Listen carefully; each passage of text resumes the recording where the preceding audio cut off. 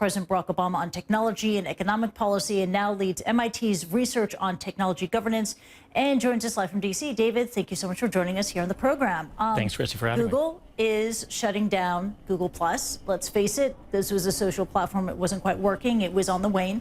Let's talk about the real headline here. That reports out there, Google knew about this security flaw and covered it up. Is that going to be a big problem for Google? Well, it's another day, another potential data leak here in the U.S. Last week, it was Facebook with 50 million potential exposed users, and this time it's Google with 500,000.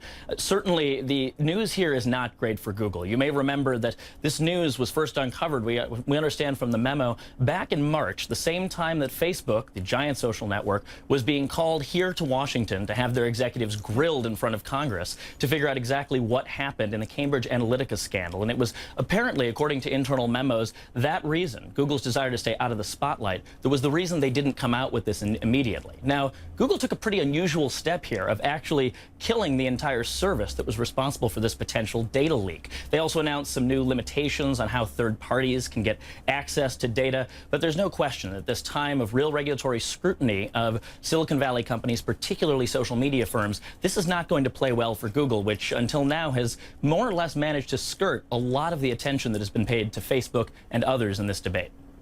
Yeah, and right on the back of the security flaw, Google is launching some hardware. It's not known for that, but it is introducing some new gadgets today, including new Pixel phones, also Google Home devices.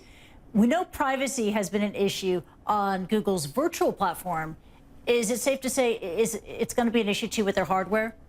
Well, I think it's fair to say that any time you have an always-on device in your house, we have to be concerned about the privacy of it. That's not unique to Google. That's going to be unique. That's true of Amazon as well. And even Facebook just announced it was going to have their own device, sort of the masters of ironic timing, a video device in houses that can potentially track users' faces. Now, look, all of these companies are trying to reassure users, talking about how the data streams are encrypted, about how they won't use that information for marketing. What we're seeing time and again is that what companies say in some instances today may not hold tomorrow or next year, particularly when that data can be valuable. That's supposedly the reason why the Instagram co-founders just quit Facebook, their new parent company, because of changes in how this data is being used. And so, well, on the one hand, there's a major commercial incentive for companies to get this right.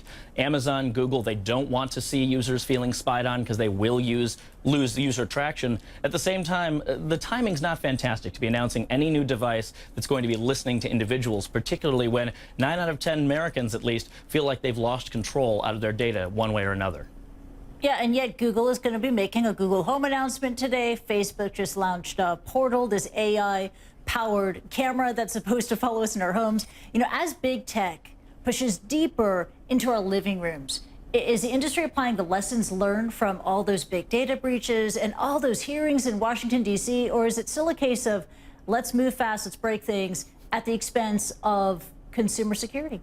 Well, it's probably a little bit of both. On the one hand, I don't think you would have seen the same attention being paid to security in, for instance, this latest Facebook hardware announcement or what Google was doing in shutting down Google Plus and limiting the access to some other areas of Google information for third parties. That is clearly in a response to the potential waning of user trust that you're seeing. Facebook, Google, the others are trying to shut down others' access to the data and ultimately create an island of themselves. And so ultimately the trust relationship with users is just with that company. The downside, it's going to invite a lot more regulatory scrutiny, particularly by competition regulators that are going to be in a position to say, look, now these companies are not just in a broader ecosystem, but are on their own. And as they're on their own, more and more you're going to see issues like these, incidents like these, which will certainly not be the last. These sort of data leaks carry more and more attention and more scrutiny for individual companies. I do think we've seen a bit of a turning point here in Washington and indeed around the world.